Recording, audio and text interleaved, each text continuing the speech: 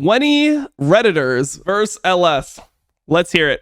Content creation is responsible for the demise of League of Legends. Nice. With a straight face too. Content creation is responsible for the demise of League of Legends. Just hearing that statement flat out seems so delusional, because I think one of the main things that propelled League of Legends forward was streaming culture and content creation. There wasn't as many streamers, as many people that pushed a game and esport forward as hard as pro players in the early days, and as hard as content creators in general. So I completely disagree with that take on the surface. Let's see what he has to say. More NA players were in LTA, we'd watch more. No, you wouldn't. Pro players, teams, coaches, their opinion doesn't matter. Was this even a legitimate Worlds win? Duo King and Tyler 1 on the same team might save League of Legends. Okay. Not sure about that one. Hey everyone, Celeste. I have been an esports figure for just over 2 decades across a multitude of different titles that include RTS, trading card games, and obviously MOBAs. And today I'm surrounded by 20 Redditors. I've been prepping this like for 3 days. All right. Hi, my name is Ann. Hello. And my take is that I think the 2021 through 2024 T1 roster has done irreparable damage. Okay. Wait, this is a fucking banger off top. Like, come on, bro. Come on. I love that take. It has done irreparable damage to esports and society in general, and just human beings, and our evolution and our history is going to be altered by the ZO FGK roster. Holy, what a base take.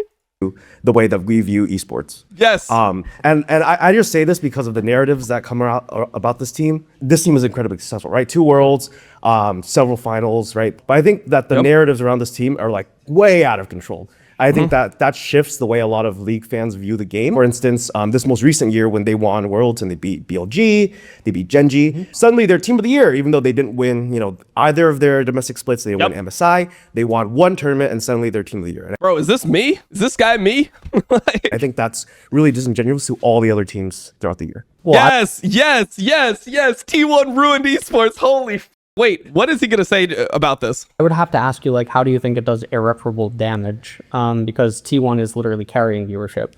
So every single tournament. No. So HLE, Genji just had a series, and yet T1 versus HLE, which apparently should not be the finals, had more viewers. Because long term, because of how the narrative goes with T1, long term people are saying, oh, well, the only thing that matters is Worlds. So now every other tournament in the year is completely shat on. So 90% of the year, it's oh yeah, it doesn't matter. Oh, T1 lost MSI. Oh, they lost in spring. Genji won spring. Oh, they lost in winter. It doesn't matter. Oh, they lost EWC. It doesn't really matter. Everyone is just saying, oh, only Worlds matters because that's the only time where T1 has been successful. And that's kind of the opinion that people have had. And it devalues the rest of the year. And then also, I just think that the culture of T1 fans is to be extremely ridiculous and extremely loud and extremely annoying, and to essentially make you feel like you're not valuable or something. If you're not a T1 fan, it's something's fucked up with you. If you go and you read social media, if there's ever something where somebody is critical of any aspect of T1, it is always met with the most ridiculous resentment. When I generally see the culture that we're in right now, it feels like we're moving away from a sports culture, a culture where people are interested in teams, to a K-pop culture, which is going to eventually be gone because of the fact that these players are going to at some point retire and they're no longer going to be playing. And then instead of it being based off, oh, we love the sport, we love the competition, it's based off, oh, we really like these people as people. Riot is obviously very happy when they're there. So saying that they deal irreparable damage as they're one of the things that keeps boats afloat, and single-handedly carrying LCK's average viewership as one team versus 9, that's crazy. So there's that. The other thing that I would say is that I don't think people realize that Worlds, the reason that Worlds is so impressive as a tournament win is because when all teams in the world are brought there in unison, it's essentially bringing everyone to a deserted island, putting them on the island and forcing them to do X task. And throughout the time that they're all there, they're refining it harder and better than they're ever going to do outside of that island. And because of that, they're able to do things. I actually completely disagree with this. I think that teams become much better at the game in the East. I think that this is maybe true for Western teams because they get a higher level of competition. But I think that teams become much better in the East with their training regimens because they already have the best teams in the world. and they're practicing more than they do at Worlds. You got to remember, like Worlds, it's not that easy to practice for a lot of teams because a lot of the teams now, they fly in pretty late and they play on a lot of days, right? So a lot of teams are not scrimming on days where they play, and there's not that much time to improve at the game, as opposed to perma band-aid all your issues to try to just get the best results the quickest in a new patch, in a new meta. So I actually think that the level of play that we see in, for example, like LCK Summer Finals, or like last year, I think one of the best series the entire year, one of the highest levels of League of Legends that we saw the entire year was LCK Spring Finals between Gen G and T1. I think that was a significantly better series if you just go from like a purist League of Legends standpoint than the semifinals that they played against each other. If you wanted to go through like individual mistakes and like random deaths and just like inaccuracies in fights, I think that those games at Worlds were significantly worse. I mean, just think about what ended up happening at Worlds. You had like the Pays Ziggs game 1. You had that final fight where it starts with Faker just getting caught, and then you end up having Pays walk forward into a Skarner ult. He ends up dying. You had the fucking Maokai game from Lahens. Like, you didn't have where he just like ran it down, right? That's all in one series. You didn't have the level of tension when it comes to the game itself. The drama comes from everything else when it gets to Worlds. Like when it gets to Worlds, because of the increase in the inaccuracies of gameplay, it becomes more hype to watch because it feels like, oh my God, anyone can win. You know, like a worse team can beat a better team because the teams are not playing at that extremely precise level that they play at during the year when they are training day in and day out. So I actually completely disagree with this. I would like to like hear the arguments as to why teams like Gen G and T1, you know, and BLG, these teams that scrim against each other in Asia, would get better from scrimming like the other best teams in the world that are actually not the best teams in the world, right? Like, why does G2 and TL, FlyQuest, these teams being at this world championship and scrimming them like 1 or 2 times improve the quality of the performance of the top teams as opposed to when they are scrimming each other more often? That normally they're not going to do when they're not having that kind of rigorous pressure, training, environment, etc. that's provided by Worlds. So to win the World Championship is impressive in itself because it means the 5 players, when things are the most intense, they show up more than any of the other 5 players from any other team. Even though, yes, I do think that like Gen G, 300 days out of the year is going to best them in a 360 days of the year. Gen G's an ally. Honestly, it was like Gen G was an ally in taking down T1 364 days of the year, but it's just on that day they lost to T1. And you know, some people will say that you can't be an ally only 364 days of the year. You either are or you aren't. In a best of some series. People would say. But I do think that there's something impressive and fascinating about that particular 5's ability to show up at that island tournament. Yeah, I don't think there's anything wrong with that, but I think that it's just the way that a lot of fans view it, right? Sure. Like in 2022, when DRX won Worlds, none of the same conversations were being had. No one said that DRX... Well, actually, LCK was completely delusional, and they had Zika as the LCK player of the year. So... or maybe it was mid of the year. I forget what it was, but Zika won some award being the best X of the year. I think it was LCK player of the year in 2022. So yeah, we had that peak delusion discussion back then, and I fought the narratives, and I lost. You know, all these I have lost all these battles that I fought. I remember the battle. I'm like, Zika is not the player of the year, and it was just like they hated him because he told the truth. Like it was that type of thing where everyone was just like, Dom, you're just so fucking jealous that he like won Worlds. Like, of course, if you win Worlds, then you're the best player at the best tournament. How does that not make you the best player of the year since everyone knows that that's the most important tournament of the year? It's like, okay, man. Well, if that's your logic and you just want to disregard 95% of the games that are played, that's all you, bro. That's all you, big dog. It's team of the year or whatnot, right? But suddenly, because it's T1 in 2024, T1 has to be team of the year. Faker has to be player of the year. I think that's a little bit disingenuous. The year before that, JDG lost 1 best of 5s the entire year. They lost to T1 in semis, right? And no one ever talks about that team as one of the greatest rosters of all time, even though they won everything. And Monty and like Thornton and people, yeah. That wasn't Worlds. We lose those fights. So that's on the point about, you know, how impressive Worlds is. Because yes, I do admit that this T1 team is very impressive in their Worlds performances, but elsewhere they haven't been able to perform. But I think that the way that conversations are had about that T1 team are a little disingenuous. And as for the viewership point, I do agree. I know so many people who only tune in because it's T1, but I think that doesn't create a healthy environment because we have this narrative around, okay, now is Riot patching around T1? I'm not saying they are, right? But the fact that this conversation has to be had, or that conversation is even brought up, I think does damage the esport in terms of competitive just optics. Like if you look at patch 14.16, 14.17, 18, right? Bro, this guy remembers all those patches. I remember all those patches too. So these are the ones that incorporated all the nerfs to the things that had been played for like pretty much the entire split, which sometimes happens, but it just felt so weird because Genji is being tested on something the entire year. They're exceeding, and then everything that they're playing is just like nerfed systematically. It's not like, oh, this stuff is kind of viable. It's like, no, we're making sure the ADs like essentially cannot go mid. In the game 4 of Genji versus T1, Chovy was playing his Tristana, bro. He's playing his nerfed ass Tristana. Like, it is what it is. They're nerfing all the AD carry mids that Faker was notoriously bad at, and they're buffing Ahri, Azir. Oriana. They're buffing Oriana. They're buffing these control mages.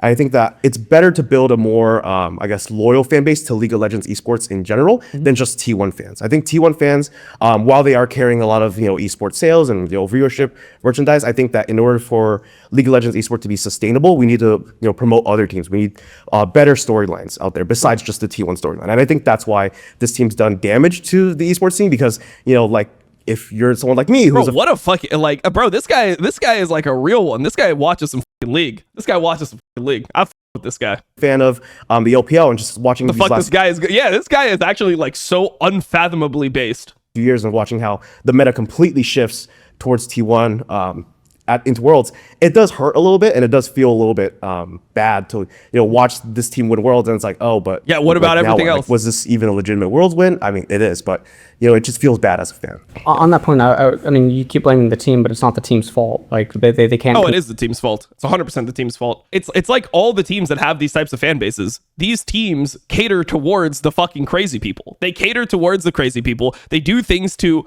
lift these teams up. I mean, even just think about like their slogan, T1 is where the best belong. It's just like such like the whole vibe of it is just this like mega elitist thing, and it makes people feel like if they're a fan of T1, they're better than everyone else, and then you go on social media and then they act like they're better than everyone else. Like it just is what it is. It is literally the organization's fault. It is top down. Control how casters, personalities, streamers, tweeters, anyone reacts to their wins. So it has nothing to do with the team. It's not their fault that they're winning or that they're doing anything that they're doing. The organization. And I would agree with you that obviously other storylines and stuff should get built up.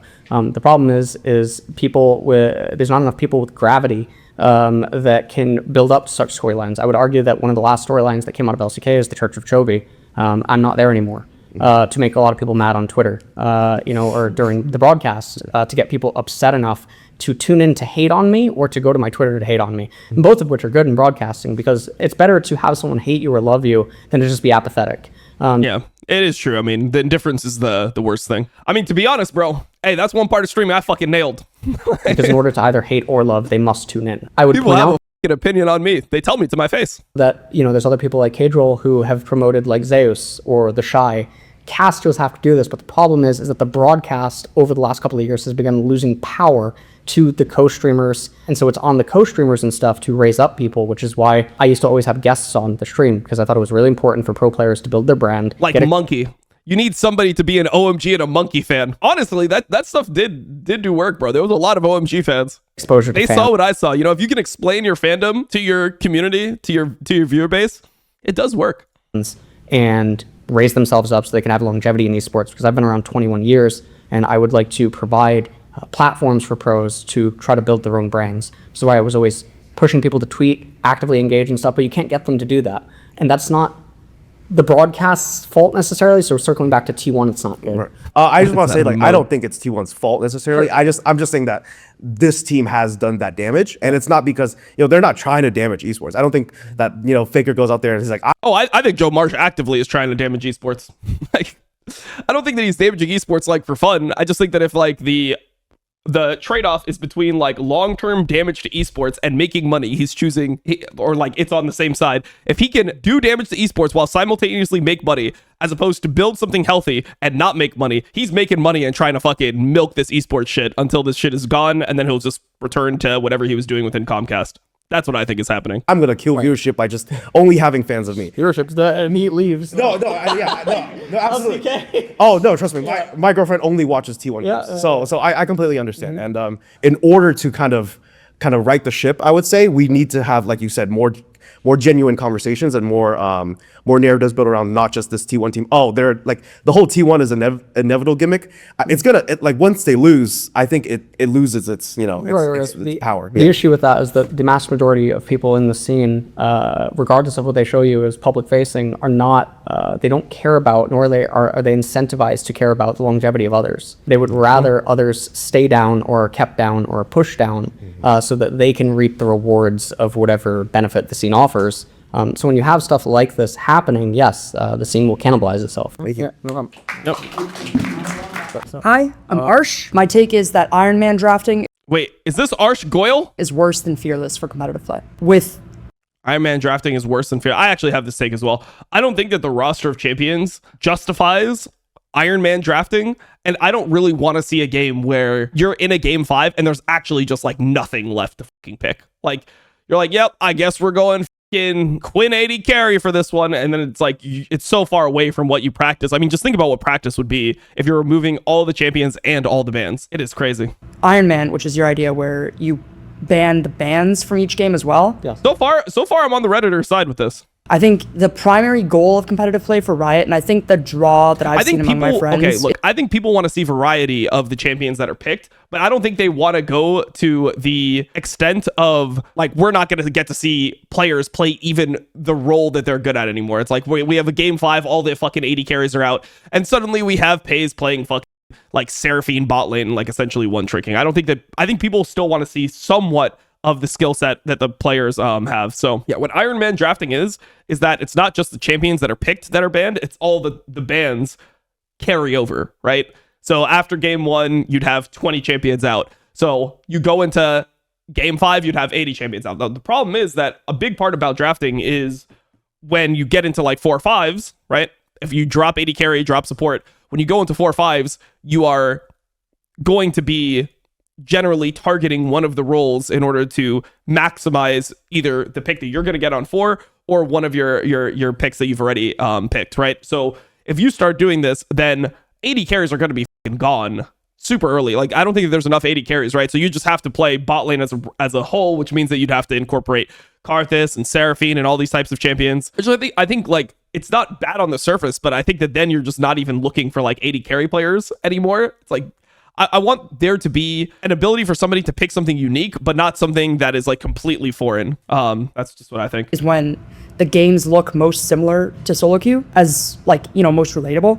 I think it'd be interesting to watch what happens to ADC players, for example, when you get to like game 4. The reason we talk about 80 carries with Iron Man is because 80 carries have the smallest amount of available marksmen. Yeah, like just think about, okay, game 1, Varus, Yunara are banned. Then one guy, then they decide to drop 80 carries because none of the other 80 carries are good. Then you have like Jin, Senna, like MF gets banned, somebody bans Corki. So like first game you're playing like Ezreal or some shit. It's like Ezreal versus Sivir. Then all those champions out. Then the next game you have like Aphelios Jinx out with like probably more 80 carry bans because people want to make sure that like the top tier 80s at that point don't get through. And it's like you get to the point where you're just playing mages in the bot lane, right? Or of Iron Man, and I think you probably have ideas on what they do. Right. But I think it would look so different from solo queue. It'd probably be bad for solo queue.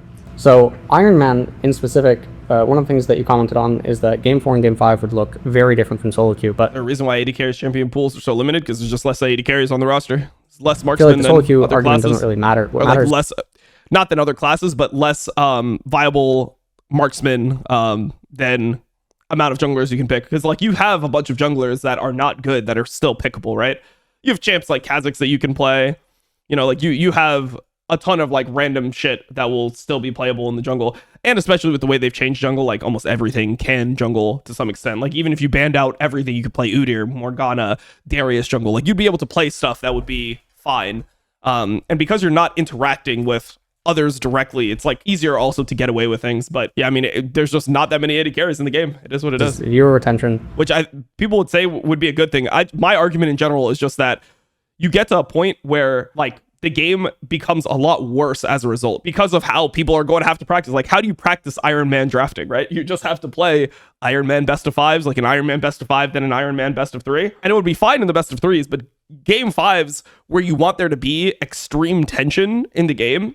And this is one of the problems that we're having with Fearless right now. Even Fearless has this problem when you get to game fives, you want there to be a lot of tension. When so many champions are removed, a lot of times things are going to be decided by draft. And I don't want draft to decide the game and have a really uncompetitive game. I'd rather have like some tension in the game because of the expertise of the players playing. Storyline retention, viewer excitement, viewer engagement, social media, attention. When you're going into game scores in game 5, which are already really rare. In fact, leading even into LTA, moving into like near the finals, we hadn't had any game 5s. Yeah. Game 4s and 5s are already rare. So they are going to be the black sheep of the bunch. I mean, this is before MSI, right? He recorded this before MSI, but MSI had like a historic number of game 5s. In the first place. But they add a layer of excitement if you have Iron Man. Whereas right now with Fearless, the tweets that I made from last year ended up coming true, which is teams have agreed upon stacked team compositions essentially, and they basically just trade them amongst themselves in best of 3s. What Iron Man does is it allows you to stop that in its tracks even in game 2 or game 3 because you can do more targeting things, you can do more divisive things in draft. Like one of the reasons that game 2 game with Boss, where the enemy team picked 5 of his champions and then banned 2, by game 2 there was so much social media attention, more people tuned into that game because they're like, what does he play now? Because so many things are gone. So social media spawns like wildfire and it can cause viewers to go to the game.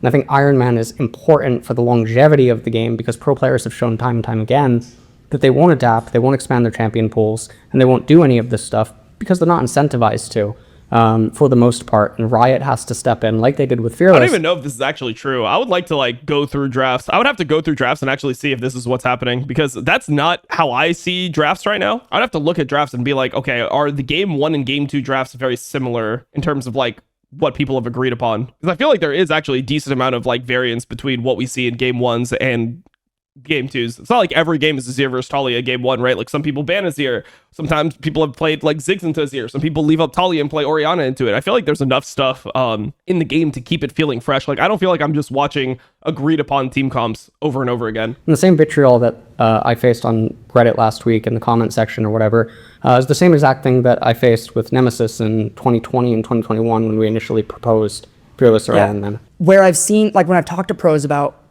how much do you like Fearless? They're like, it's great. I get to play different champions. My instinct, though I haven't talked to like extensively, is like if I asked Masu, like, hey, how would you feel about like learning Kai'Sa and then also Mordekaiser as your like 2 core ADCs for games 1 and 2?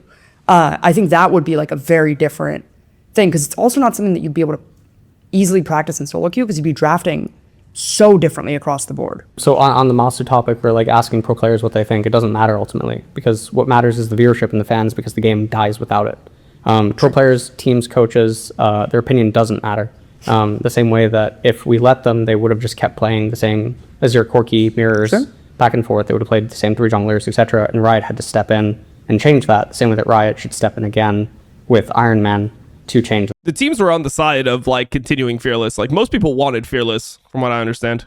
That if no one knew what League of Legends was, it was just a brand new game that just came out, and those were the rules. Iron Man, no one would complain about it. The reality is that pro teams and stuff, they shouldn't have any opinion to weigh in on the matter because viewership, like fans, etc., they're the most important metric always, and they always should be. And pro players that can't do Iron Man or can't do Fearless, they disappear, and that's fine. Yeah. Because new players emerge. Already happening. Can, yes, it's already happening, yes. Yeah. Hello, I'm Aiden. I'm really interested in the boundary of acceptable speech. And kind of going along with that, I'm really interested in how Riot can bring voice chat to League of Legends. The thing about voice is it opens up gateways to new ways of discrimination. I really think that I'm very pro voice comms in this game. I think that any competitive game should have voice comms, and yes, there are drawbacks, but I think there are way too many benefits to voice comms to make it so that the drawbacks are worse. You know, like the benefits outweigh the negative effects for sure in my mind. And yeah, as long as people still have the option to mute the voice chat, leave the voice chat, I think that it should be fine, you know? I think you can make this argument for every game. Like League is the only game that doesn't have voice comms that's competitive like this. That's one topic of it. The other thing is that everyone gets to tiers through different means. Someone might get there just by only split pushing top lane, and that's all that they really know. They play 2 champions. That's, you know, they view the game from the lens of how their champion fits into the game in isolation. And so what ends So what I would say is I think it's significantly less frustrating if somebody's able to communicate this in a voice comm than if you are playing a game and you're like, what the is this guy doing? Why is this guy never joining team fight? He's only split pushing. If he says, hey, this is how I play, like I'm going to be split pushing. Yeah, they're going to take a fight. I'm going to try to take a turret. If they say that to you and there's more communication, I think it reduces the frustration of your difference of play styles and stuff that you have in League of Legends. That's what I think. up happening, I think, is very similar to things that we got to glimpse on public streamer tournaments where match they started completely. All right, okay. I'm going to be watching this video today because this is right up my alley. I mean, obviously it's LS versus 20 Redditors, but it's kind of going to be like LS and 20 Redditors versus Dom. Actually, I mean, one of the Redditors is on my side, but I just want to be able to say what I would have said in these situations, give my takes, because this is stuff I like think about all day, right? So completely disagree with each other about how to play the game. And these are professional players or challenger players, etc.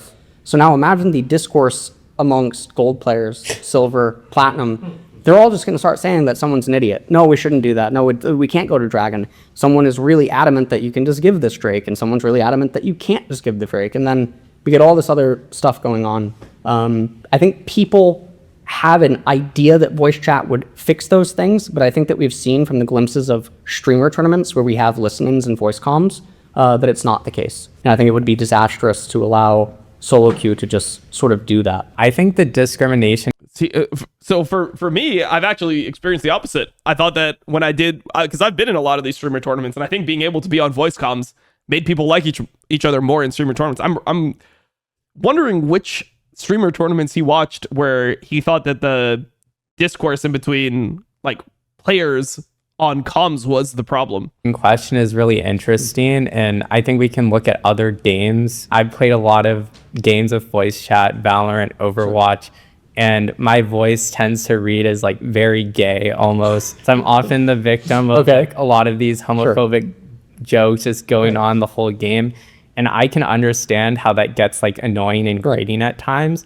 But even as a player, I don't know if I would really trade that for just the enjoyment of the experience of being able to talk to your teammates.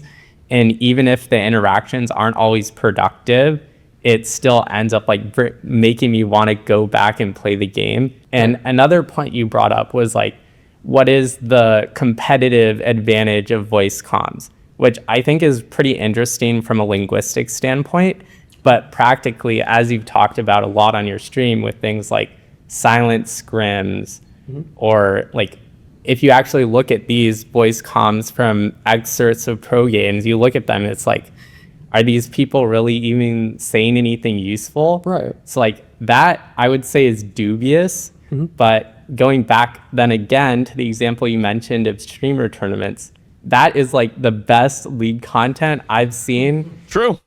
So like, honestly, I just think that people need to humanize each other more through things like voice chat, because the reason why people flame each other so much in League is because it's so like, you're so separated from everyone else. You can't do OQ. There's no voice comms. It's just isolated. You sit in a fucking room and you grind solo queue.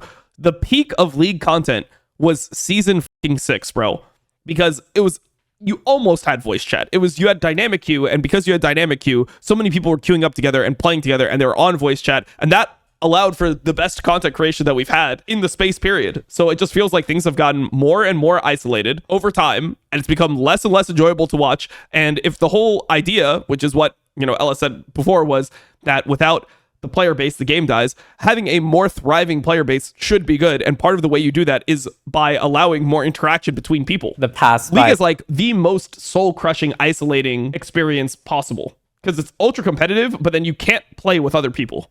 5 years, if we could get another tournament with like Duo King and Tyler One on the same team just yelling at each other the entire time, I feel like that might single-handedly save League of Legends. Legit. All right, I'm not sure about that one. Well, I think it's objective in the sense that people get to tiers through different means. And because of that, they're going to have different ideas of how to play the game. So even though they're communicating, doesn't necessarily make things better or worse. Yeah, I just I don't think see what it solves. this kind of goes back to like, what is our approach to game design or interpreting like where a game should go. And I think people have this platonic idea of League as opposed to some of the more FPS games where it's a game where like I'm kind of just playing by myself. If my top laner goes 0-10, like fuck him, I'm just gonna try and win the game anyways. Right. Like we shouldn't inhibit ourselves, like as you're arguing against the last person with Iron Man, like just because people have this idea doesn't mean that we should go with it if it means we're sacrificing other things that people might care about. Sure. I think there's no reason why we couldn't like port that same experience that people enjoy playing in Overwatch and other FPS games and bring it to League. You brought up the idea that people get to different tiers, like playing different styles. Right. And in games like Valorant, there's actually like an entire role on the team dedicated to kind of shot calling. And if they're like 7-13 at the end of the match, Bro, honestly, what happens if they just added somebody in? They just make it as toxic as possible. They just add somebody in who's like a dedicated flamer in the voice chat. So you have somebody who is in the voice chat artificially not playing the game with the sole intention to make it as toxic as possible. Maybe we go that route. Holy shit.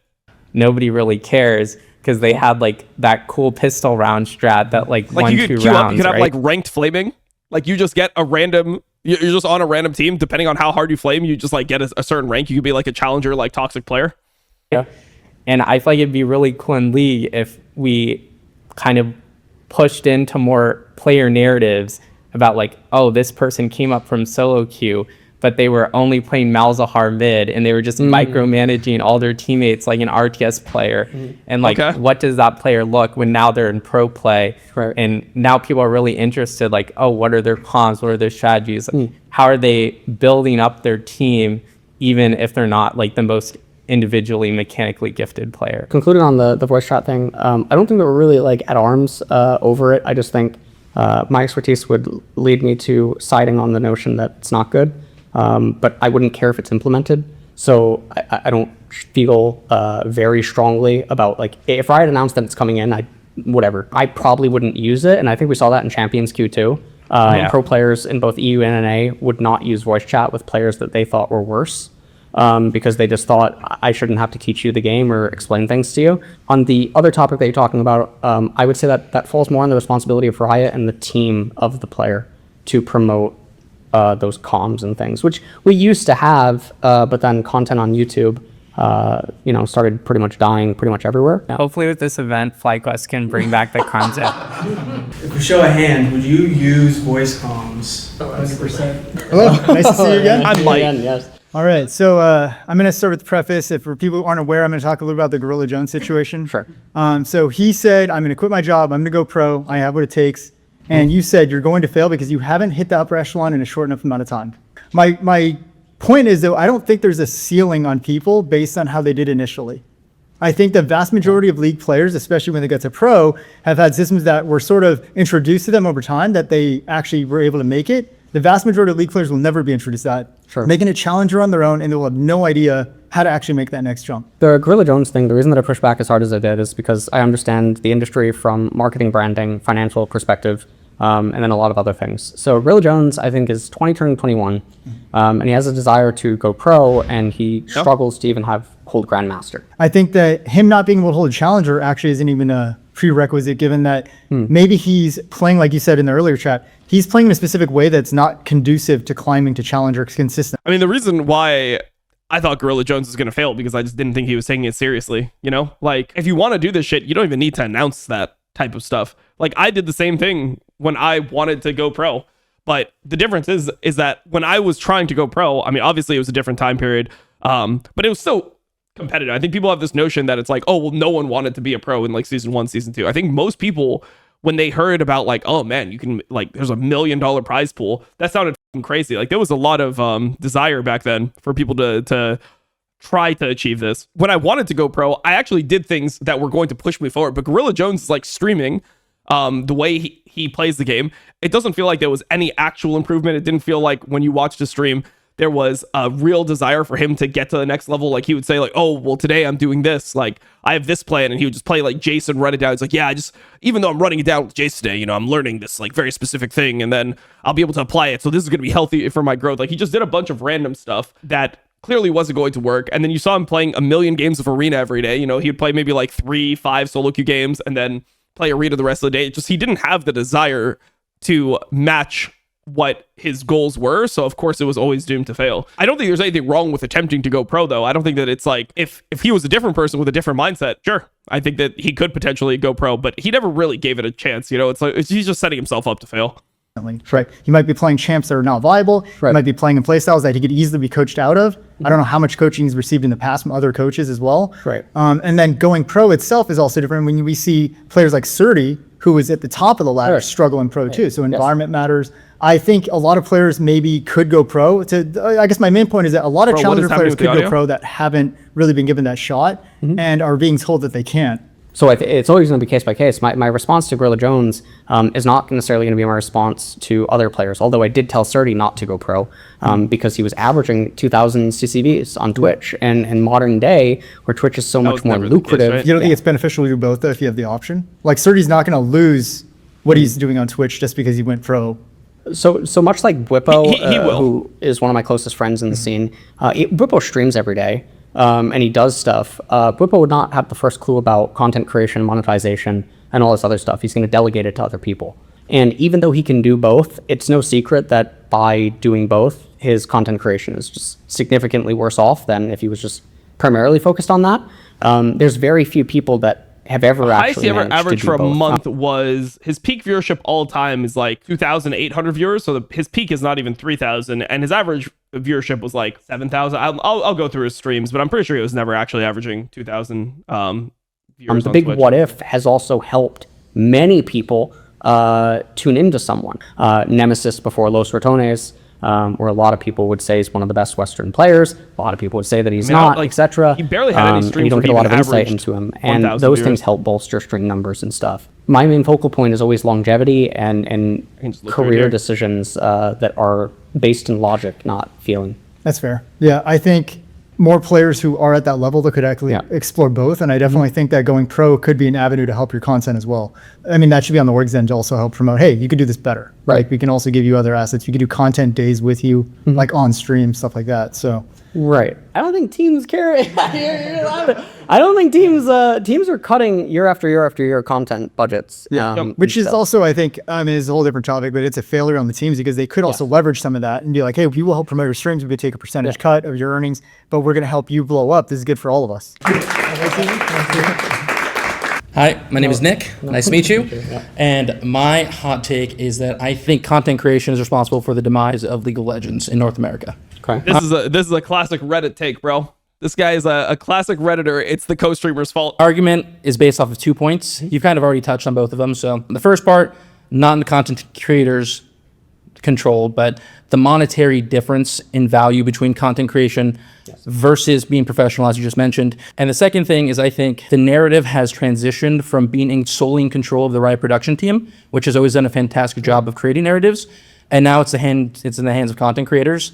And I feel, I mean, the whole thing is Riot makes still an ungodly amount of money with League of Legends, right? And they're hungry for more. You know, they're doing EWC and stuff now. Like, they are getting a fucking bag. And Riot made the decision themselves that they would rather allow co-streaming than pay people that are competent enough to be good casters, good analysts, what they would be worth to the broadcast. So it's one of those things where, I mean, Riot could have not done co-streaming. They could have easily just not given out co-streaming rights. But what Riot should have done then is get the people that are high-level former pro players, like they have in many broadcasts, by the way. I mean, this is what they do in the NBA, right? If you're a good former coach, if you're a respectable former pro player, and you have the ability to analyze the game, you have the ability to speak, they will have these people just work on the broadcast and give them a very, very competitive salary. When you look at Riot never wanted to do that. They've always been stingy with that type of stuff. They never saw the real value in what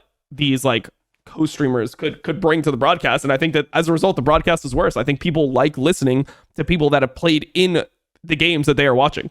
They like hearing the pro player perspective, the inside the game perspective, which you just can't have. As much as you study, you can't have that same perspective from the outside. now more than ever, especially when it comes to LTA content, a lot of the narrative around it is very negative and toxic. I guess my point is, when you look at the co-streamers in general and you see like what Cadrill's doing, and Cadrill's doing a great job in terms of, I watched a game where it was two bottom teams in the LEC playing against each other and just highlighting the good positive plays that teams are making, regardless of the overall standings and rank. Bro, I don't know when this was, but I literally watched Cadrill watch the what was it? It was the BDS versus SK series, and he was like, I'm not gonna say a word until they make a good play, and he was like silent on stream for like 7-8 minutes. I mean, he was talking about how bad the game was the entire time, because that's just honestly what happened. So I don't know. Teams of the teams versus like what Dom does, where I saw he posted a video saying the title of the video was 15 years of competitive League of Legends equals this, and he just spent 80% of the time flaming Shopify Rebellion and Dignitas for poor play. Like it's hard to build a brand, especially as a player, and to me it's worked really. Yeah, I mean, those teams probably played a disgusting game. I think I personally don't think that this blanket positivity is actually good for telling narratives of teams. Like, I think that the best way to discuss things is with honesty, right? I think if you just say everything is great and you muddy those waters, then like you end up not being able to even celebrate the top end. It's like, oh, everything is great. Oh man, these are some really good plays that Shopify and Dignitas are making. Oh shit, they lost to the same teams they always lost to. Like, damn. That's kind of like, I'm actually down to watch that video on stream and see if like I'm being honest, seeing if like, you know, the plays are actually bad. I think that what people want is the realness of the entire spectrum of play that we have. If you explain all the mistakes that Shopify and Dignitas are making, then you can also explain what, like you could contrast that really easily to like Gen G T1. You know, gating any effort by these players, regardless of how good they are, to try to make a brand when there's so much negativity revolving around them. But you would be saying that is actually just like the most bullshit thing I've ever heard, because there's no effort from these players to try to make a brand. A long time ago, when people started going into, you know, when the franchise came in and people started getting these big salaries, and there was no reason monetarily to try to make a brand because you're already making so much off what you're doing, and it would just be like negligible at that point, what the returns would be. People don't make any efforts to try to make a brand. Like the Shopify versus Dignitas players, like how many of them actually like are out there trying to make a brand, streaming, interacting with the community, doing the stuff that we used to do back in the day when the game was popular? Dom's viewers and Dom's viewership is directly responsible for the millions that would somehow tune out or phase out of watching, right? Or that, you know, Cadrill is trying to list a lot of positives and highlights. There's a lot of funny data and metrics that go into both, but not only even just them, but like other co-streamers over the years, which is their like following, their social media numbers, etc., impressions that they get. I can't find my own video. And you can look at all of them versus the main broadcast numbers, and you can start to draw certain things. If the argument is that Cadrill is very, very popular and he highlights things even on the bottom teams, then it should dwarf a million times over anything Dom does, just going off numbers. But obviously that's evidently not the case with what's going on. So I feel like it doesn't make sense to use both, because not the case with what's going on. Doesn't qualify as so there's a fact check on what a dwarf doesn't is. make sense to use both, because one should almost knock out the other, or like just shine a larger light on something that's positive. So we had to sort of pick and choose what kind of. I feel like it doesn't make sense, but obviously that's. Wait, what is this? Ellis is claiming that compared to how Domes should dwarf, but doesn't. Depends on what qualifies as dwarf. Okay. What is this fact check? Done. What? And now we have like the streamer team with Los Ratones. I can't imagine either of these guys is obviously driving a lot of stuff, and scrimming against them by proxy helps you, or like get more eyes on you. This happens all the time. You see it. You know, people get into streamers' lobbies, they get more viewers. I didn't necessarily hear what with co-streamers and stuff, because you listed two polar opposite examples. How would that directly be related to the demise of viewership? Whereas my view is, we knew that even in 2020 that the average viewer of LCS at the time, LTA now, was over the age of 21. And we know this because one, Riot had the data, and then two... And they publicized it because they had a Bud Light sponsorship at the time, and they wanted to justify the Bud Light sponsorship by saying, hey, guys, we don't have a child audience. That's why we're willing to have an alcohol sponsor. Bud Light was the sponsor. Now everyone is going to be 27, 28. People just don't want to tune in to watch kids much younger than them play video games anymore. People don't want to tune into the same repetitive matches being played, which was why I pushed against or pushed for Fearless, Iron Man, etc. I think there's a lot more that's going on that doesn't have to do with co-streaming. I think if you remove all the co-streamers right now in the world, it does not mean that everything returns to the broadcast. I think a fraction would return. With the implementation of co-streaming and the reliance of Riot and the LTA into co-streaming being the main source of viewership, sure, while there's a lot of positives, correct me if I'm wrong, but I don't think Cater really watches the LTA very often. No, he does playoffs. sometimes. Exactly. So LEC, I watch his streams and he does a great job in terms of promoting that. In NA, there's not really that gap. Double Lift, IWillDominate, those opinions are starting to resonate more. And as those opinions resonate more, any attempt, because I saw a stream where you mentioned that you feel like the modern LTA is full of mannequins. It's full of people who there are just no storylines that they can base. There's nothing there's nothing interesting. Yes, exactly.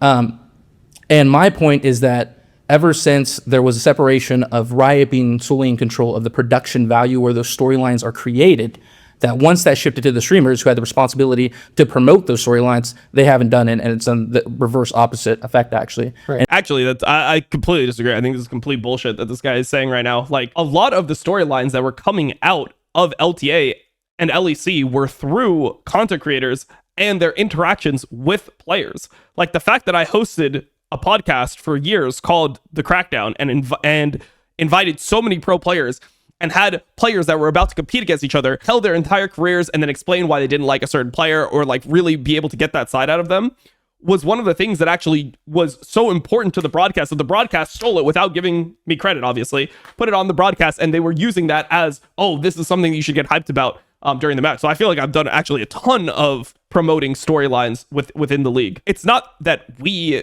like it's so weird to pin this on co-streamers not telling enough of the storylines, because I exclusively like try to do that. I mean, I guess I can't say exclusively, but that is something that I definitely try to do within the league itself. And honestly, if you are somebody who wants every team to be viewed as positive, and you want, you know, everything to be celebrated, how are you even going to get those storylines? Like, I don't even understand where this guy's argument comes together. Okay, so like, you want to watch the bad teams, you want to celebrate all their good plays, and then you also want to, you know, celebrate all the top teams' good plays, but you don't want to say anything that's like potentially negative, but then there's going to be a storyline. Like, a lot of the storylines that people were into at the time, for example, like Abadage versus Jizuke, it's like both guys like go on my podcast and they both are like, yeah, I just don't respect the other guy. I think this guy's fucking bad. I think this guy is bad because this. I think he's carried, like he's bad in lane, whatever. Then when they play against each other, people are like, oh shit, who's actually going to win? I don't think the blanket positivity approach works. Like, I would love to see how this guy would want to implement this.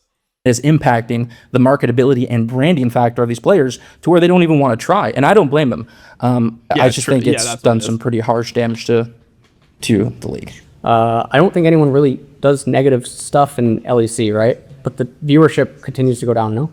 Or I could be wrong. I don't have the exact data. Viewership is down throughout all four regions this year. Yeah, compared to LEC, the LEC is down in viewership, even though they're adding people that are like insanely popular as well. Since implementing LCS is down compared to LEC as of April, is down 26%.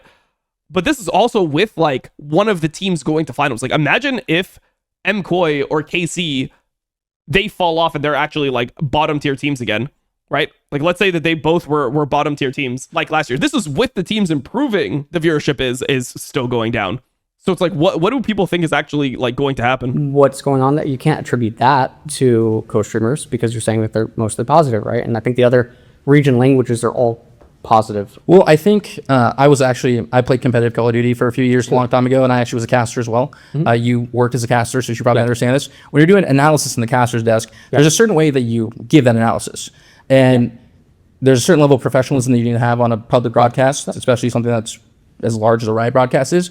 And the analysis I'm referring to that can be toxic is when, for example, you might say, this person has single-handedly thrown the entire game off of one play. And sure, while League can't operate like that in certain situations. A lot of times, League is a team-based game. There's a lot of several different factors that can go into a team winning or losing. There's plenty of times where you said this team has completely thrown the game and they come back and they win the game. So while that isn't really like the peak level of toxicity I'm talking about, where, like I said, the IWillDominate video, where he's pretty much, there was one thing in particular where he was begging for a replay so they could watch Palafox have a mechanical misplay, and it's like mechanical misplays happen as part of the game.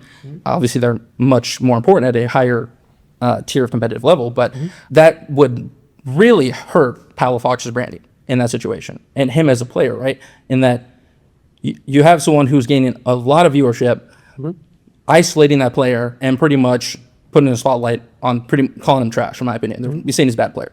So that's more so what those examples were relating to, and that with the separation of Riot no longer being in control, because if you watch the caster's desk, there's certain ways that they handle wanna misplays see and what that certain ways that misplay they talk was. about it versus the co-streamers, which have varying effects. I agree. So I used to refer to myself as I had LCK mode and then I had my stream mode. LCK me was very different. I had a different vocabulary, even if some people would argue that I somewhat still talk similar. I'm very restrained on LCK broadcast. And obviously it's because of the reasons that you listed, that there's a different level of professionalism. I realize those people aren't there for me, they're there for the broadcast. But on my own stream, I don't want to be dishonest if I think that something is really wrong or bad or something. And some people might argue that there's other examples or ways to go about it. And I think that's very fluff, and I think that there's too much data that shows otherwise across time. And these are going to be fields that most people aren't involved in. So they wouldn't know. It's just their opinion, sort of like how if more NA players were in LTA, we'd watch more. No, you wouldn't, because NACL is full of NA players and no one watches. I think Riot leaned into co-streaming more and more and more because also Riot's data showed that it needed co-streaming to stay afloat. I almost think it's like opposite of what you're saying in regards to co-streaming destroyed stuff versus I think if LEC went the way that it was going and they just didn't ever give co-streaming, they didn't give co-streaming to Casual, didn't give it to Ebuy, didn't give it to Kometo, I think it would have just declined significantly harder. I don't even think it's like arguable that wouldn't be the case. I think it's like completely idiotic to make the argument that that is somehow really bad for the LEC because they've lost control. And it's like, yeah, I mean, obviously those teams, they hype each other up, or they hype themselves up, they hype up their team, they shit on the other teams, they have their fan bases attack everyone. I don't think that has been, even though there is significantly more toxicity and negativity that comes from like MKOI fan base towards people that are outside of like the MKOI bubble and KC fanboys to people that are outside of the KC bubble. I don't think that it has been a negative for the league as a whole if it comes to like bottom line and viewership and stuff like that. It's actually one of the things that now we're kind of leaning on. Also, I think it's sort of like the future. All right, let me see. Okay, so this is hold on. This is where I criticized what Palafox did. Let's see what I was talking about. This doesn't have the same effect on stage. Side of the map, Shopify here.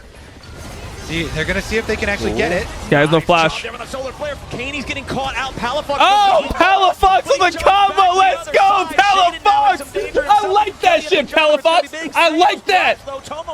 That's some real shit, bro. You don't know about that Aurora combo. People don't know about that combo. Hell yeah. Bro, is this like interpreted as being like overly mean? That's the clip that he's really upset about. He's going in back after Riles. Oh my god, that's the combo that carried the fight right there. God damn, the forbidden combo. Fox jumps in point blank range onto the flame spitter, but because he has the all right, Surdy's trying to get the work in. Surdy still hell yeah, bro. I honestly feel like I'm making this match more entertaining for the viewership, for the viewers, than if I wasn't doing this. Like, I don't know, I defend this clip. I literally defend this clip. Like, he's saying that I'm doing irreparable damage to Palafox's brand, and I think that I'm making Shopify versus Dig actually fun for the viewers. Like, I feel like people, like, I don't think that I'm doing it in a ridiculously mean way where, like, it's like, oh man, like, Palafox is gonna feel so bad. He's just gonna, like, he would probably look at this and be like, yeah, I entered that combo. Like, he'd laugh it off. I don't know, bro. Like, this is the shit that he thinks is killing. Like, this is the specific moment that he chose out of all my content. He chose this one moment in this one video to shit on me and say like, oh man, this is the problem with League right here. It's because of this, people aren't going to watch again. Play a replay of that. I need a rewind on that. I'm not normally the replay guy, but this is the perfect time. They're basing, bro. We're going to LCS Drake. This shit is happening. Let's go. Let's see the fucking combo. Crazy start to finish. Watch Palafox here. QE, really good. Okay. I even say that, hey, QE, I say that this part is really good. Ults, flashes into his wall, takes the wall back, then he starts channeling the portal. He's here, he's there, he's over the wall. He's going back to his Nexus. I just almost knocked over a light. That shit was hype right there. That shit was hype. Got Shaden's flash out and they got literally looked like he had no clue where his character was. All right, bro. This game is yeah, this game is it. That's the clip. Like, I don't know, man. I don't know. I feel like it's so crazy to look at that and say like, yep, this is the reason that League Esports is dying. They literally have like, there's so many things that you could point to. Everything that I make these videos about, like where it comes to the format being fucking awful, the way that the franchising system has worked, the venues, all this type of stuff, the schedule moving to weekdays, the way that they had like really bad 45 game seasons, the lack of content, the ridiculous like introduction of the LCS Dome and Sushi Dragon on the broadcast, the Jax Anderson performance. There's been so many things, and this is what he's like. This is the moment League Esports is dead. That was not even mean. Like, I don't know. That's like me like joking around. If I was sitting with literally one of my players and they did this, I would literally like be joking around with them. If I had fucking Blabber or Loki and we were doing a review and they did that, we would all laugh at the play because it's like objectively funny. Like we'd be like, yeah, my mistake, took the wall. Like people would just laugh at this situation because it's just funny looking, bro. He's trying to kill somebody. He ults and then he flashes over and then he ends up taking his ult and then he's channeling the portal because he lost track of where his character was. It's just like something that you should be able to laugh at. Which is content creator led stuff with the assistance of Riot and like working together. Yeah, I think my final point that I want to get across is that I don't think that it's the sole responsibility. Obviously, this is a much bigger, more complex issue. I just think that it is a subtle factor that a lot of people don't see, and I agree with you in that I do think there was plenty of benefits, but it's a double-edged sword in that there's also negatives that brings people. Also, like, I swear to God, I like there's this narrative that it's like, oh man, I'm like the fucking horrible guy and Cadrill's the good guy. I bet you can find a clip of Cadrill doing the same thing, of making fun of like a ridiculous play. I feel like I've seen him do that, where he's made fun of like a really bad play that looked ridiculously funny and been like hyping up a horrible play. I'm sure Cadrill's done that before too. And then somehow like he's the guy that's like super good and he's the guy that's carrying everything. And I'm the guy that's like the piece of shit and I'm the one that's killing League Esports. Like it's such bullshit, man. It's such fucking bullshit. Yeah, it's just like people like this that just push a narrative against me consistently where I'm just like the worst person in the world. I'm the one that's used as this is what's bad for League. This is the bad part of co-streaming is what I do. I don't know, man. Cadrill on the Shy combo. Hold on. So let's see here. The TP in from the Shy. Big flank. You'll see him at the bottom of the screen here. Okay. Flash available. Big turn by Xiaohu. Let's watch the Shy down here. Oh yeah. Ultimate E flash combo right there. Then, you know what? I can't get over the wall. I'll throw my big bomba. Boom. That's how you team fight. That's the Shy right there. And then what? That's the same shit, bro. That is literally the same shit as what I did. Why am I the Austrian painter when I do the same shit and Cadrill is the Messiah? I don't get it. And my hot take is that coaching is useless below Masters, and that the practice for lower MMR players is predatory in nature. Completely disagree. That coaching is useless below Masters? No, I think you can help people improve a lot. Pretty much the majority of players, when you play ranked and you like play enough ranked games, once you kind of get settled into what your rank is, that's where you're going to be. And for most players, I don't think that any amount of coaching, especially paid coaching, is going to make you improve to such a degree where you... Okay, so he thinks that it's like not worth it. So his thing is that it's not worth it to buy coaching if you're below Masters. That's essentially his argument, rather than coaching is useless before Masters. It's definitely not useless before Masters. I could take a new player who's never played the game before, and you don't think that like my ability to help them through that would do anything positive for them? Obviously, he could probably still, play a lot of hours of the game himself, but the whole idea of coaching is to expedite the improvement process. And below Masters, there's definitely a lot of things that you could point out. I've done unpaid coaching on streams before, and I've been able to help players and I've been able to see results. So I think that this is just like, this statement is factually untrue, but I do think the industry is kind of predatory in a way, which is the reason why I don't do coaching, because the amount that I would need to charge to make it worthwhile is pretty high compared to like, as a streamer, if I'm taking time away from streaming to coach, it would be pretty high. And I don't think that it matches the amount of usefulness that money could justify in another space. You can go like a bronze player will become a diamond player, because the bronze player will always fundamentally misunderstand how the game is meant to be played. And as a result, them shelling out, $250 to Nice for an hour to get yelled at, it seems pointless. And it also, makes them not want to play the game, or they, they'll develop bad, even worse fundamentals. Okay. So saying that it's just useless, well, useless to who? Because we have piano lessons, guitar lessons, baseball lessons, whatever. If it's a hobby that you just enjoy, it's not inherently useless. If it's just something that you want to get better at, maybe you want to learn something that is present inside of the game, it's not useless. If the idea is that you're doing it with a goal in mind to reach a certain point, I would agree with you to a certain degree. I don't think it's inherently useless. I do completely agree with you that nowadays it is predatory. Yeah. People buy Google slots, so their sites appear on top. They do really scammy things. They don't vet people properly. Yep. Coaches do not do a thorough enough job with education. I was just getting on stream because I was up anyway. It's not like I really wanted to watch Ultra Prime versus TT. I just woke up at 4 a.m. and I was like, might as well turn on the stream. Things, and I obviously got into that drama where I called out Nice and tried to promote other coaches, one of which was Alois. So I agree with you there. But I don't think that inherently saying that something is useless based on an arbitrary metric or by... he's exaggerating it. If he just said coaching is predatory in nature, didn't say the useless part, I would completely agree. I think it is predatory a lot of the ways that people do it. It's not even inherently predatory. It can be predatory, and a lot of the coaching space is predatory.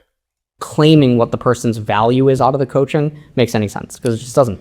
I totally agree with you on the Masters thing. Yeah. Because me hitting Masters now means less than it. Like me hitting Masters a year ago is not the same like level of achievement as it was like when it first came out. Right, exactly. Or a lower percentage of players were there. But for like the coaching, like when I say like the broad majority of people, like it's useless to them, it's because most people think that just by getting coached, they'll get better without like the proper mindset of I'm going to go get coached in these particular things because I know I'm suffering in them, and they'll be able to guide me to a better understanding of like what my deficits are. Like people who go into that, like of course are always gonna be more successful.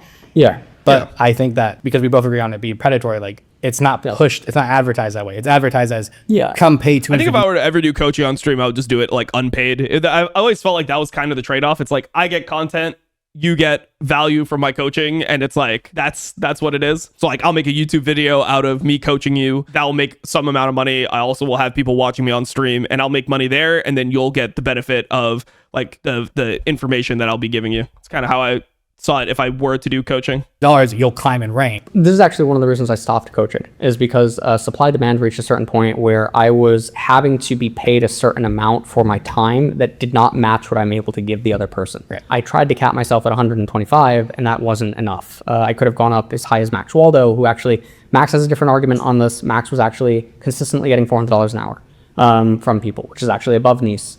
But unlike Nice, Max is actually both good at the game and highly articulate and like other stuff.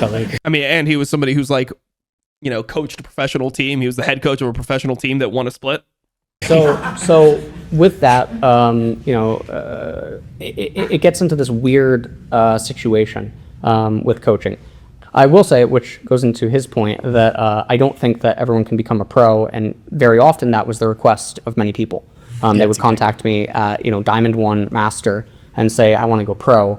And I don't think that is possible. Thanks. Hi, my name's Nicholas, and my point is that the game's health is sort of in dire straits, right? Because it's becoming harder and harder and harder for new players to get into the game. I guess I have had friends that I want to get into League and who want to play League, and I find it where it's like I'm trying to tell them what to focus on or try to like give them advice on like, hey, you need to learn the items. So I wonder if Riot were to, in ranked specifically, cap the amount of players or characters that are in it, or craft a meta for an entire season where it's like, hey, we're going to axe these 100 champions. And so these 68 whatever are going... I don't think that would actually help League of Legends health at all, right? Because there's people that like all those 100 champions that are out of the pool, and then they would just get completely frustrated and quit. So I think that this is a terrible idea. But I do think the health of League of Legends is something that's really interesting to talk about, because I think that it actually just shows a shift in how people view games. I think that in earlier times, people cared way more about games that had a very difficult barrier of entry, but had a high payoff at the top end. Like that was what people kind of sought after in games. So games like StarCraft or Warcraft 3 took a lot of time to actually be able to understand what was going on, but people were like, okay, I'll learn that. I'm willing to, accept that time deficit in order to enjoy things once I've really grasped all the rules of this game that we're playing. Whereas now it feels like people want the extremely like low barrier of entries where you can just jump into the game and you can kind of start like playing well and like owning from the first second that you get into the game, which is why people like a lot of games that are similar. It's like you play Marvel Rivals, even if you're not somebody who's good. Like I don't play any like tac shooters or whatever the you'd call it, like hero based shooters. And I can go into a game like that and kill people, you know, and be able to have some fun, even though I'm terrible at that game, right? Like I would be a new player at that game. So I think that is just kind of what the whole world is trending towards in other fields as well. It's like time is becoming, it feels like more and more valuable to people, which is why they're desiring shorter form content over streams. Like streaming numbers are really down. Like it essentially is just losing viewership. Twitch as a whole is losing viewership year after year after year. And most people would rather, you know, digest the content in a video form or in a short form than, you know, in long form. So I just feel like this is kind of how attention span is moving, and that's why League of Legends is going to be very hard to, you know, ever get back a huge amount of players, because people just don't want to spend the amount of time that it takes to get good at League of Legends when they could have a much quicker learning curve in a different game. To be for the entire ranked season, this meta of champions. Would that even work in terms of like making the game more approachable for new players? So there's two different topics going on here. So the argument of making the game more approachable for new players, you're specifically saying Summoner's Rift, Yes. while not acknowledging that there's other game modes that exist to help new players learn the game. When I first started playing League of Legends, I know Jace was out, so that was champion number 100. And I think at this current point in time, we're 170. Riot's answer to this is, in addition to the WASD movement, Brawl. Brawl is an 8-minute game mode. Or it's meant to be. And much like if you play trading card games or something and you get to experience a new set, if you do it in a draft format, you see all the cards. The games are just going, you're cycling, everyone has different decks, etc. You're seeing everything. Brawl is a really good stepping stone to Summoner's Rift, where I agree with you, in Summoner's Rift, you might see the same few champions over and over and over, and you don't even see anything. And when I was first playing League, it felt like Pokemon, you know, and there were no, and there's guides and stuff, but that requires a lot of time. So Brawl is a really good stepping stone. Arena is a good stepping stone. That's intentionally why these things are there. That's why they're being made. Right. And that's why WSD is coming in. And I think that's also But the other thing is that people have like this addiction. A lot of players have addictions to like ranked ladders and competitive formats, and there's no ranked in those modes. So people feel like, oh, well, I'm not even really playing the game. Wild And Rift people don't really play games for fun that much anymore compared to what they used to, you know? was partly made. Riot is trying to find ways that acknowledge that people don't have a lot of time and acknowledge that the game is very overwhelming with the barrier to entry. And they're trying to make ways that you can play with friends, even if you don't know anything, and the game mode's fast and fun. No, I definitely see that those game modes are specifically built for that. I guess more like, so in that scenario of like, hey, if they tried, they removed it. That where like they would craft a meta for a season and take like 70 champions just out of the game specifically in ranked, would that even work or be healthy for the game? You kill their product, right? They can't generate money. Some people only play the game for their specific champion. Right. And so, are you gonna make a a concession where, okay, well, Lux, Yasuo, Ezreal, these champions must always be these in one tricks only say, but everyone has a one right, trick. right. Every champion has a one trick. Riven has to be in there. Yeah. Okay. Yeah. No, that makes sense. One of the conversations that I did have with Riot internally or privately is one of the suggestions that to cause viewership to be different, they could do sealed formats across regions. So NA could be given this pool of 100 champions, Europe's given this pool, Korea's given this pool. Makes every region look different. And then there's the Worlds tournament, which everyone's given the same pool. That's a different argument to Iron Man. That's different. And again, this is a... I don't fuck with that at all, to be honest. Like, imagine that, Korea just has champions that are super strong and meta defining at the time that, it's really artificial. That's what I just don't like about it. Just like exceptionally artificial. But yeah, I wouldn't want to watch League of Legends and just be like, oh, I can't, this NA team, they're kind of good, but we don't know how they're going to play with this champion that's going to be in the Worlds pool. It just feels like really terrible. Alteration off of card game formats that exist. Right. So it wouldn't be... And then I feel like what's going to happen is it's just like whose champions end up being better at the Worlds tournament. It's like you'll have champions from each pool at the Worlds tournament. And it's like, oh, well, they haven't practiced this champion the entire fucking year because it wasn't available in their pool. It's like, you know, the Asia teams, they get Lee Sin, they don't get Maokai, and then you go, well, I mean, Maokai is super easy to play, so that's probably a bad example. But let's say it's like Nefiri, when Nefiri was like super broken, is only available in one of the pools, and like other people aren't playing in, then at Worlds it ends up being super OP. It's just like a way to muddy the waters and make it so, you know, random, I guess not muddy the waters, even the playing field, and make it so people in different regions can randomly compete. It's just like adding artificial variance to the game that I just really don't like. Wouldn't be in addition to Iron Man, it would be replacing Iron Man. It would be an alternative. Instead. Thank you so much.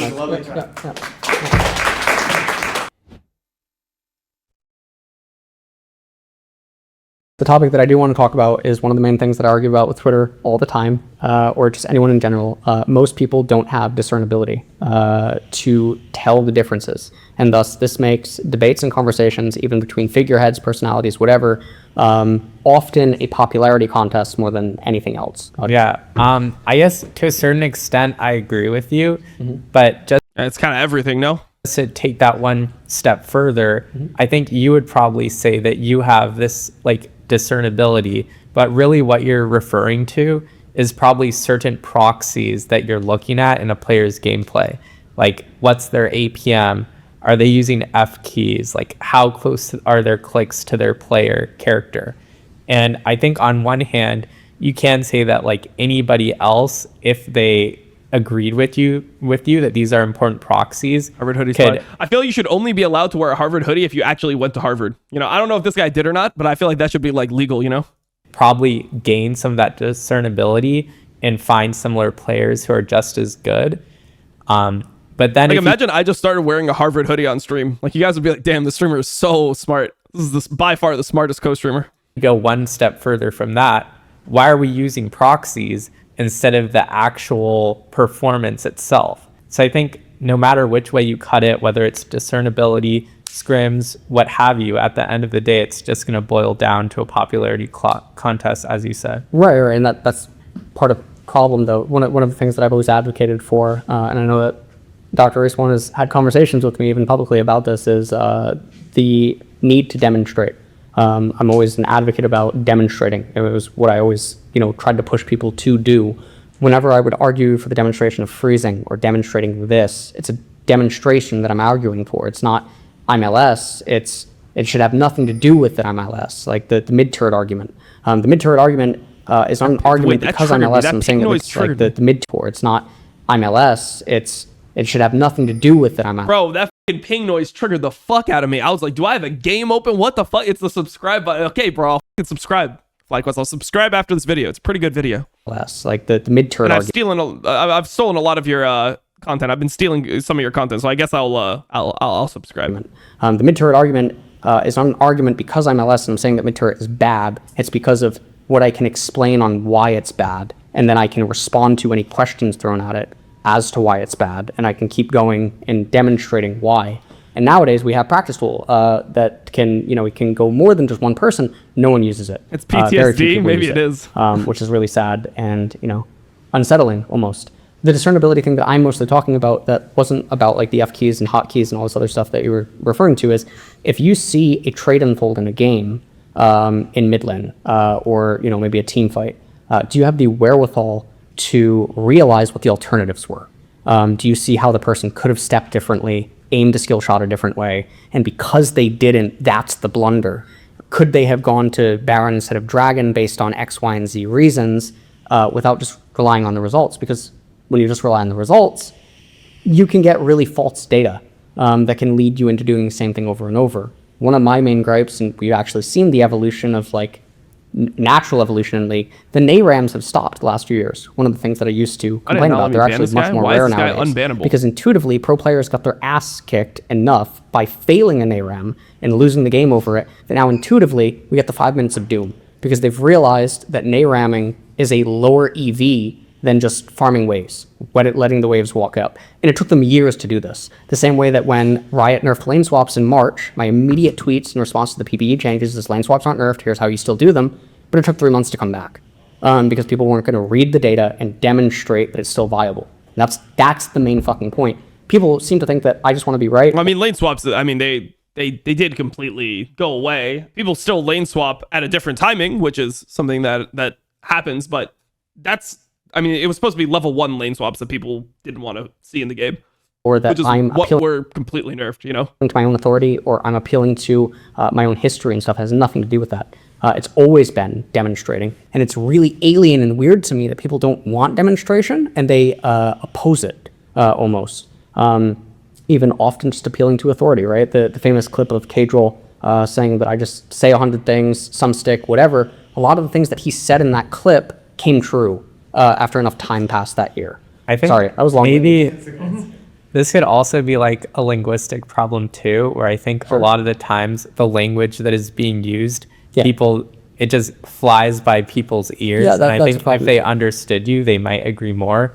Like when you talk about a lot of options that people can do in lane, like, oh, get soul instead of baron, XYZ, they'll be like, oh, people are human, they're going to make mistakes, so this is why XYZ is actually better. And then it turns out that statistically, this other strategy allows you to make more mistakes and still win the game.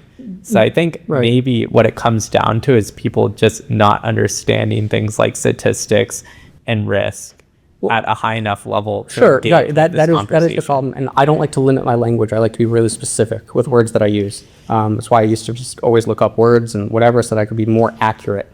Some things obviously that I've learned over the years is that people have different interpretations of what word means. I don't get it. I can't ban this guy in my chat. Sometimes so people are not weird, native English speakers, and so I struggle with that.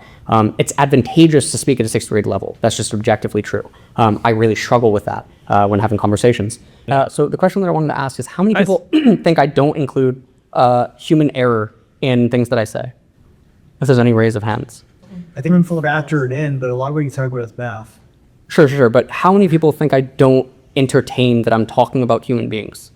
I mean, I think that the way that Ellis speaks about things is, I would say that he has like a defined amount of human error that he doesn't, when I hear him talk about a lot of things, he doesn't view human error as like pure variance. It's just like a consistent amount of human error that can be like accounted for almost. When I'm suggesting like they should do this or that. Can't ban this Okay, wongle dongle guy. It won't let me ban him. I tried so many times. Perhaps. Fucking annoying, bro. So in regards nerf to that, banning or what? how is that possible when the advocacy that I preach for in draft allows the team to make more errors and still win? Yeah. How is that not a direct appeal to human error? That is directly correlated with the acknowledgement of humans. Because if it was the opposite, well, Gleason. I mean, it's just like reasonable human error, right? Like a lot of the ways that I view things, like, yeah, sure. I mean, if you advocate for a scaling approach, I would say that sure, you can make arguments for both sides, right? On one side, you're allowed to make more mistakes because the game is naturally winning as it goes longer. But the way that I see the game, and like one of the reasons why I was really an advocate of champions like Renekton and Nidalee when it was played by top tier players, is I think that it's easier to make the mistakes on the scaling side than it is to make the mistakes on the winning side. If you just have like a fucking comp where you're going to be able to, this is like during the first Herald meta, where you're going to be able to guaranteed crash a certain amount of waves and you're guaranteed going to be able to dive, it's pretty easy. Like, I think it's extremely reliable to see Canyon hit a Nidalee spear on somebody that's Renekton W'd, right? And that's going to get you a turret, that's going to get you enough of a lead that at the crucial points of the game, where the game is going to be decided, third Drake, Soul, etc., you're going to have enough of a lead that you don't have to play as well as the scaling side to win. So it's just like difference of opinion there, pretty much. Who's the best champ in the game? Karthus is broken. We're all going to script like Kog'Maw. Everyone's going to space glide on Twitch. And obviously I'm not doing these things. I can answer like what's happening to a certain extent. Sure. Is that people come into your stream with a certain model of how the game is played and how it should work. Yep. And even if they hear you say something, Yes. they plug it into their model and they're like, oh, in my model, that's something that it seems like correct, like human error would prevent people from doing. So again, we go back to language, like how can we create a shared model of the game that allows people's ideas to interact with each other using... I think the other problem that people have with LS is that he'll say that he'll like purposely exaggerate certain claims because he's trying to like get to the point.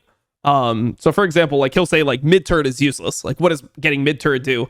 like it gives you 112 gold or something, which is like, yeah, okay, that's the amount of gold if it's shared with X amount of people. And yes, you should not lose the game for to attack the enemy mid lane turret, right? And there's a certain trade-off that you'll have with the enemy mid lane turret, but there's a lot of champions that function a lot worse when they have no mid lane turret than when they do have a mid lane turret. So versus a mobile champions, it's very good to generally find a timer in the game if you have winning sides to push out a side lane and then move mid and take the mid lane turret. And I'm sure that like Ellis agrees with that taking the mid lane turret is good. He doesn't like when teams do ridiculous things and lose the game for mid lane turret. Like they overvalue the objective so at such a ridiculous degree that they end up losing more than they gain for killing the mid lane turret.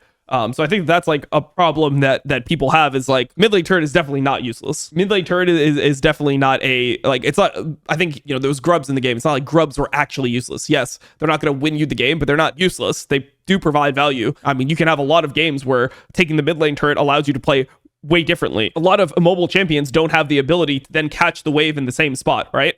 So if you have a mid lane turret, then a champion that is mobile, like Varus in a game versus like Vi or whatever, can catch the mid wave pretty high. Like he can catch the mid wave in the middle of the lane because if Vi ults him, he'll be able to flash it to his turret and then he'll probably be able to kill the Vi. But if he doesn't have a mid lane turret, if a mobile champion doesn't have a mid lane turret, they have to catch the wave way deeper, which allows you to essentially get prio on every single wave, which means that you can easily control enemy jungle while somebody's catching that wave, and it just gives you a point of pressure to potentially like get faster tracks when you're rotating, have prio on objectives, make the enemy team run into you. Like there's a lot of value that comes from the mid lane turret that I think a lot of people, if you were to listen to only LS when he's exaggerating, you would get a different perspective of. So I think that's where like people have issues with, I guess, like the speech. The same basis of understanding. Right. To a certain extent, this is like the entire problem of like humanity and our democracy is how can we come to a understanding of a shared factual basis from which we can build on and hopefully like reach this discernibility or reproducibility that All right, I like the video, to be honest. I saw a lot of people really didn't like this video, but maybe it's because like I'm answering the questions myself where like I felt like I wasn't able to engage with the video. But I really liked the video, to be honest. People were saying that they wanted more drama, they wanted more like controversy with the video, but I personally think that they're decent topics that are brought up.